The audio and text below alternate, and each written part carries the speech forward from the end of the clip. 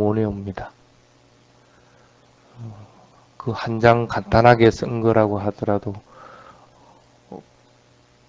그 시간을 많이 들여가지고 생각해가지고 그 문장을 그렇게 올리는 거니까 조금 읽고 경전에 대한 이해들, 그리고 불교의 세계에 대한, 여기서 불교의 세계라는 건 테라와다 불교죠.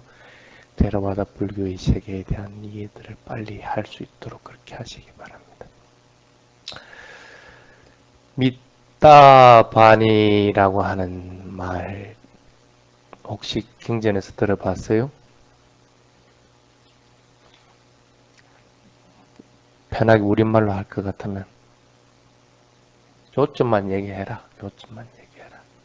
길게 장황하게 말 들어놓지 말고 요점만 말해라. 또 다른 의미가 뭐냐 하면 함부로 그냥 입에서 나온다 해가지고 뱉지 말고 생각하고 나서 말하라. 생각하고 나서 말하라.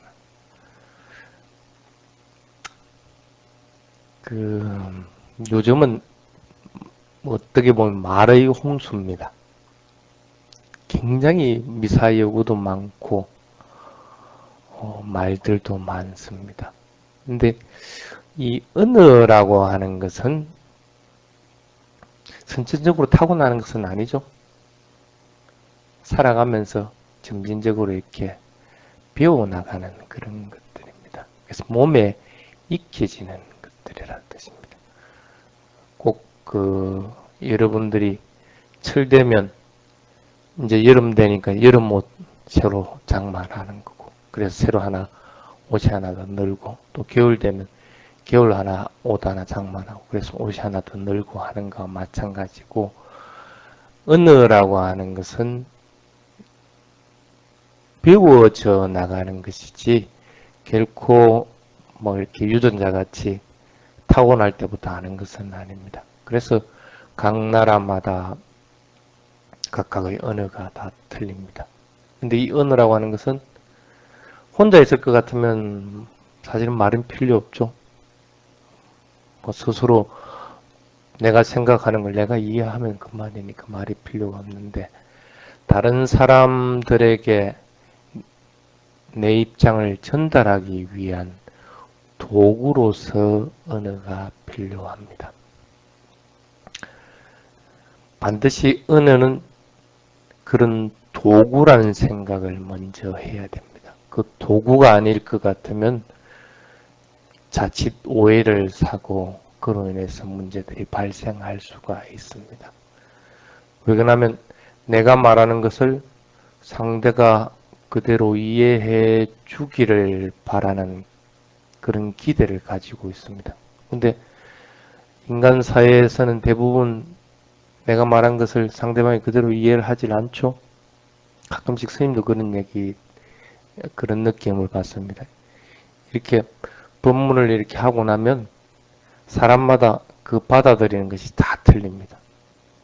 내가 생각해서 법문한 주제는 요건데 이 사람은 이렇게 받아들이고 저 사람은 저렇게 받아들이고, 또 이 사람이 이렇게 받아들였다 하더라도 세월이 지나고 나서 똑같은 걸 또 음성으로 다시 또 녹음기를 통해서 들었을 경우에 또 다르게 받아들이게 됩니다.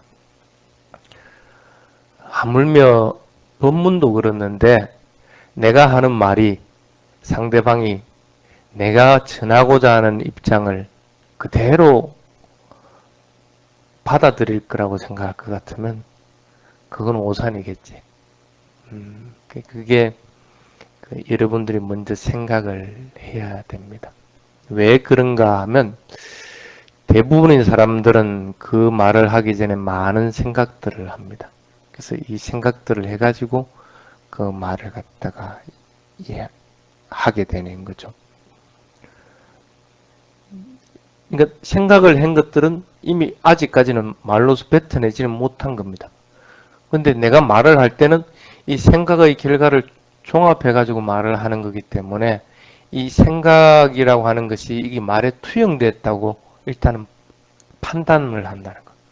근데 상대방은 말을 하는 것 그것만 받아들이게 되는 거지 내 생각을 뭘 하고 있는지는 모릅니다. 그러니까 오해가 있을 수밖에 없다는 거예요.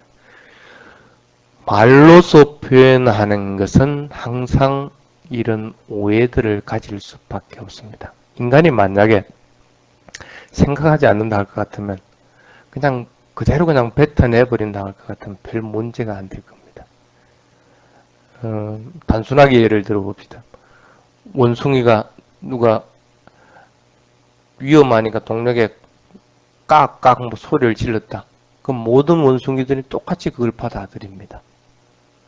그 원숭이나 이런 동물들은 말이 단순하죠. 많이 되질 않습니다. 그러니까 그런 커뮤니티가 형성되어 있는 상태는 이거는 위험을 알리는 소리다. 이것은 또 좋아서 내는 소리다. 이런 것들을 갖다 이해를 하게 돼요. 각각의 그 그룹에서는 그런 커뮤니티들이 형성되어 있다고 할 것 같으면 그거는 받아들이는데 오해가 없는데 인간은 그것만 말을 하는 게 아니다는 거예요. 굉장히 많은 생각들로 해서 굉장히 많은 말을 하게끔 됩니다. 그래서 뭐 일부에서는 웅변가도 있고 일부에서는 또 아주 아름다운 미사유교를 써가지고 문장을 표현해가지고 소설이나 시로서 이렇게 나타내는 경우들도 있고 그렇게 됩니다. 근데 어쨌든 인간이 말하는 것은 한 사람의 주관을 갖다가 주관적인 세계를 다른 사람에게 전한다는 그런 의미가 강합니다. 근데 그것이 그대로 전해진다는 것은 사실은 무리가 있다는 거예요. 만약에 그대로 전해진다 할 것 같으면 그 사람하고 말하는 사람하고 필이 맞다고 그러죠 보통. 근데 그거는 뭡니까? 생각하는 게 비슷하고 또 흥미를 가지는 것들이 비슷하기 때문에 그렇게 말하는 걸 그냥 그대로 또 알아듣기도 하고 한다. 근데 그렇지 않을 경우에는 오해를 낳을 수도 있고 다르게 받아들일 수가 있다는 거예요.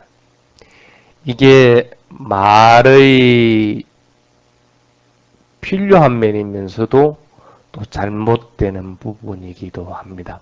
근데 그 부분은 분명하게 이해를 하고 나서 말을 해야 됩니다. 그래서 대부분 지도하는 스님들이 말을 뭐에 표현하느냐 하면 원자력 발전소와 같다 하고 얘기를 합니다.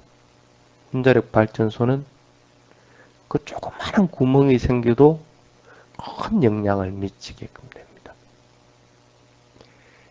테라와다를 뭐라고 부르는지 아세요? 테라와다. 보통 비유를 할 때 여러분들 댐의 둑 봤습니까? 물이 차있는 댐의 둑과 같다고 합니다. 댐의 둑은 미세한 균열이 생기더라도 어쨌든 그것으로 인해서 나중에는 댐 자체가 전부 붕괴되는 결과를 가져옵니다. 그래서 다른 것은 몰라도 댐의 둑은 반드시 관리자가 있어 항상 체크를 하게끔 됩니다. 어떤 방법을 동원하든지. 그렇지 않으면 거기로 반드시 물이 새서 그 물의 압을 못 견뎌서 댐이 무너지는 결과를. 그렇게 되면 큰 재앙을 갖다 부를 수 있기 때문에 반드시 관리를 하게끔 됩니다. 말은 그와 같고 테라와다 불교도 그와 같다 하고 보통 얘기를 합니다. 그래서 대부분 사람들이 테라와다를 뭐라고 오해를 하느냐 하면 너무 그 권위주의다. 그리고 다른 사상을 용납을 못한다 하고 얘기를 합니다. 사실은 그런 오해들을 많이 받습니다. 근데 그럴 수밖에 없는 게 둑이 균열이 생겨버리면 그건 감당을 못한다는 거예요. 부처님의 말씀이 조금이라도 변형되거나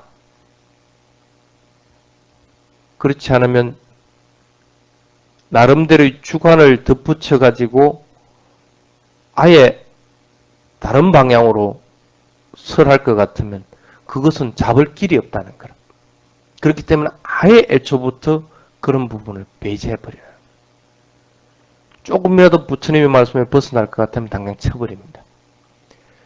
동남아시아 불교에서 각각의 신흥 종교, 그러니까 불교란 이름으로 많이 만들어졌지만 대부분이 보면 전부 소멸됐습니다. 역사적으로 봐가지고. 왜 그러냐면 신흥종교 생기지 말아서 그런 게 아니고 신흥종교가 생기면서 불교라는 이름을 띄고 있을 경우 그 만든 사람이 나름대로의 주관적인 걸 갖다가 부처님 말씀에 개입을 시킨다. 개입을 시키니까 당연히 조금씩 변형을 가지고 그러니까 변형을 가지고 왔다는 걸 갖다가 상가에서 판단만 할 것 같으면 당장 그것은 틀렸다 하고 중지를 시켜버립니다. 그래서 그런 것들을 보고 어떤 사람들은 교조주의적으로 흘렀다 하고 이제 얘기를 하기도 하는데 꼭 그런 것은 아닙니다. 근데 그만큼 부처님의 말씀이 소중하고 그 말 이상의 진리가 없다고 확신들을 가지기 때문에 일어나는 것들입니다. 어쨌든 말도 이 댐의 뚝과 마찬가지로 원자력 발전소와 마찬가지다 하고 비교를 합니다. 조그만 균열이 생겨도 큰 재앙을 가지고 오듯이 말은 반드시 신중하게 사용을 해야 된다. 그래서 불교는 거짓말하는 것, 나쁜 말 하는 것, 그 다음에 이 사람에게는 이런 말하고 저 사람에게는 저런 말하고 이런 이구라고 그러죠. 그런 말을 하는 것. 그 다음에 여러분들도 잘하는 거 하나 있습니다. 이 세 가지는 안 해도 뭐 잘합니까? 잡담. 그렇죠? 그런 것들은 뭐라고 합니까? 말의 악업이다 하고 경계를 하도록 하라. 이런 것들을 조심하지 않으면 뚝이 무너지는 것과 마찬가지로 언제 내 마음이 무너져 버리고 그로 인해서 다른 사람들에게 엄청난 피해를 입힐지 모른다는 것. 실제로 그럴 겁니다, 여러분들. 그냥 대수롭지 않게 툭 뱉은 말인데 상대방은 크게 마음의 상처를 입는 경우가 많습니다.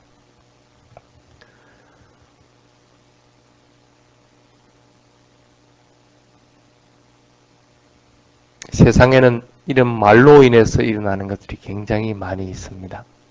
혼자서는 큰 힘을 갖지 않지만 그 하나의 말이 그룹을 이룰 경우에는 한 사람을 죽이기도 하고 한 사회를 갖다 파괴하기도 합니다. 뭐 그렇더라. 뭐 이렇게 말을 이렇게 만들어내다 보니까 당연히 그게 기정사실화돼 버려요.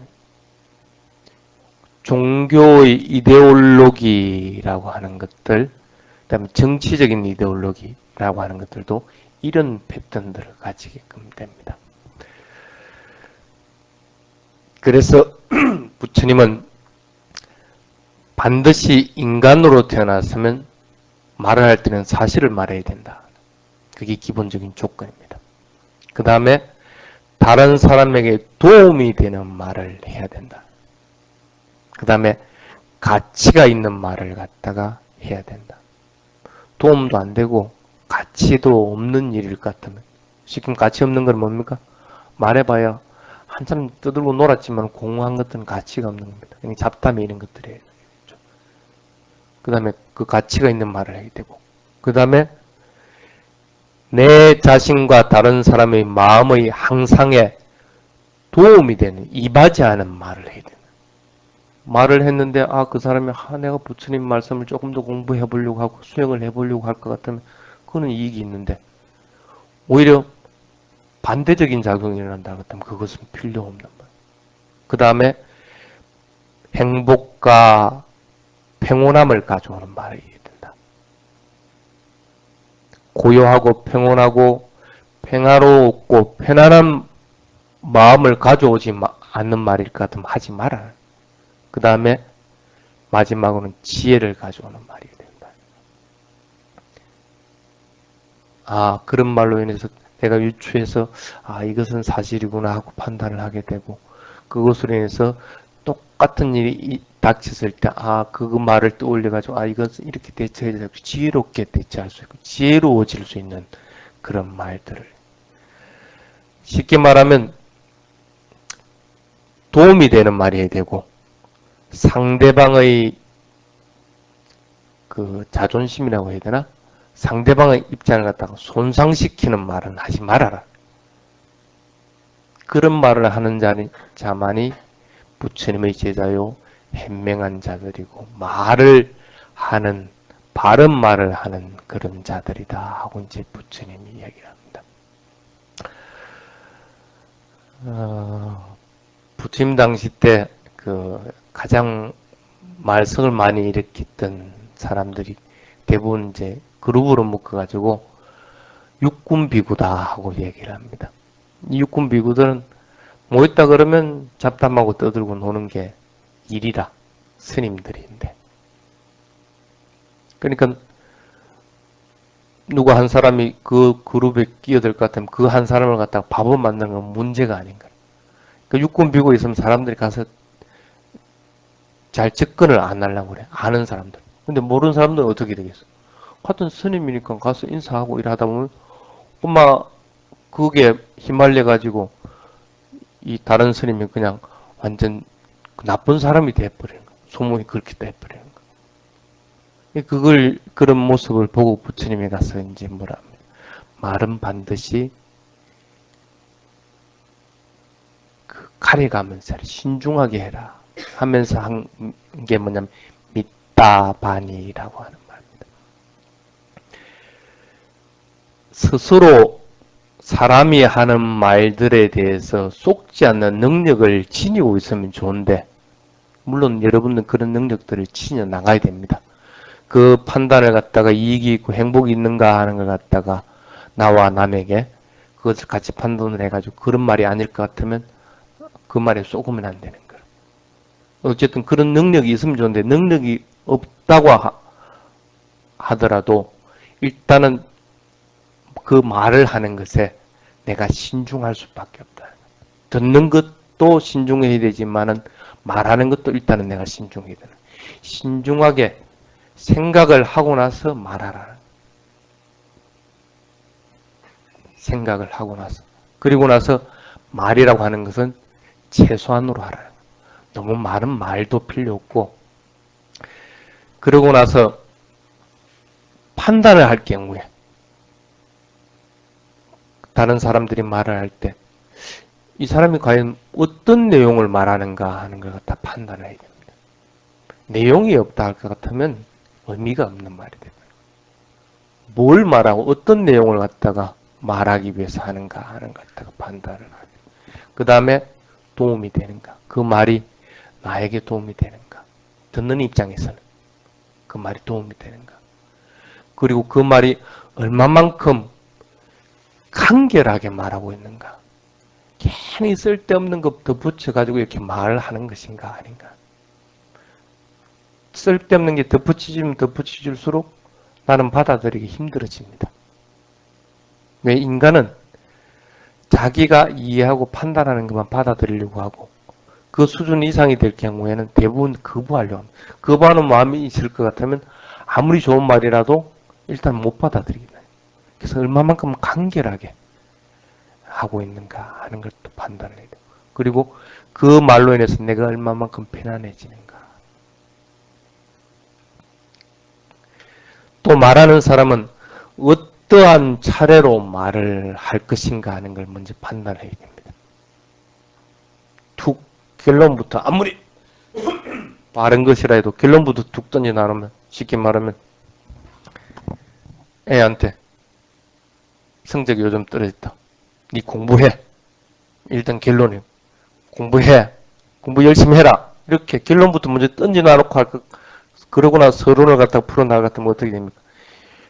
일단 애는 반박감을 가지면, 반박감을 가지면 그 서론 본론을 아무리 잘 풀어나간다 해도 안 들어가. 그래서 차례를 분명하게 하라. 차례를. 받아들일 수 있는 차례가 반드시 있다. 그 차례에 맞게끔 말을 하라. 그리고 상대방이 지금 듣고 싶은 마음이 있는지 없는지를 판단해. 듣고 싶지 않을 것 같으면 그 말해봐야 소용이 없는 거예요. 그리고 말할 수 있는 조건이 되느냐. 말을 할 때 내가 아마 5번 정도 말을 해야 된다 할 것 같으면 5번이 조건이 돼야 되는데 중간에 뭐가 말을 하다가 뭐 밥하는 걸 갖다가 뭘 해야 된다든지 아니면 뭐 잠깐 뭐 어디 갔다 와가지고 또 끊어진 상태에서 또 이어진다 할 것 같으면 그는 그 조건이 안 되죠. 그래서 그를 조건이 되는가 그런 것들을 다 판단해야 되고 그리고 반드시 바른 말을 하는가 이것을 믿다바니라고 얘기를 합니다. 듣는 사람도 믿다바니가 돼야 되고 말하는 사람도 믿다바니가 되어야 됩니다. 그것이 바른 말을 할 줄 아는 사람이고 바른 말을 들을 줄 아는 사람입니다. 그런데 간혹 사람들이 군중 심리에만 끌려서 말을 하는 경우들이 있을 수가 있습니다. 부침 당시 때 제자 이름인데 지금 내 이름을 생각이 안 나는데 액가는 맞는데 하나의 개속만 이해하고 외운다는 스님인데 그러니까 액가 가타가 되는데 아마 가타 용어를 안 쓰고 다른 말로 쓴 것 같은데 하여튼 액가라고 칩시다. 액가라고 하는 스님이 이렇게 사람이 없는 데서 막 부처님 법을 갖다 이렇게 막 딱 하나 아는 개성을 갖다 막 하는 거. 그래서 다른 스님이 이렇게 거기에 왔었어. 그러니까 그 스님한테 아이고 스님 잘 왔습니다. 여기 법 좀 설해 주십시오. 그 스님이 벙 찌는 거. 아무도 없는데 뭐 누구한테 말해라는 거라. 아니라는 거. 나는 부처님 법을 갖다 딱 얘기를 하니까 여기에 모이는 전신들이 박수를 치고 난리가 났습니다. 그래요? 그럼 나도 한번 해보지. 그 스님이 이제 법을 쓰라. 뭐 전신들이 박수 치는 거는 그냥 뭐 전신들이 보이지도 않는 거라. 그래서 에이 스님 무슨 거짓말을 이렇게 하느냐고. 그 또 다른 스님한테 가서 이제 그렇게 얘기했어. 그럼 다른 스님 와서 또 부처님 법을 설했는데도 또 마찬가지거든. 그래서 애가 스님이 이상한 거라. 왜 이러지? 나는 분명히 부처님 법을 설하면 전신들이 다 내려와가지고 박수치고 좋아라 했는데 왜 다른 스님들은 이렇게 했는데 안 보이지도 않고 뭐 박수도 안 치느냐고. 부처님한테 가서 물어보니까 뭐라고 부처님 대답했겠어요? 아까 얘기했던 그 조건을 이 액가 스님이 충족했다는 거예요. 다른 스님은 그 조건을 충족을 안 했다는 거예요. 아무리 바른 말을 갖다가 장황하게 늘어놓는다 하더라도 이 조건들, 말하는 조건, 듣는 조건이 충족되지 않으면 전신들이 기뻐하고 그리고 그 박수 칠 일이 없다는 거예요. 하물며 전신들도 그렇는데 인간이면 더 안 하겠어요? 그래서 여러분들도 말은 가려가면서 소중하게 할 줄 알아야 됩니다.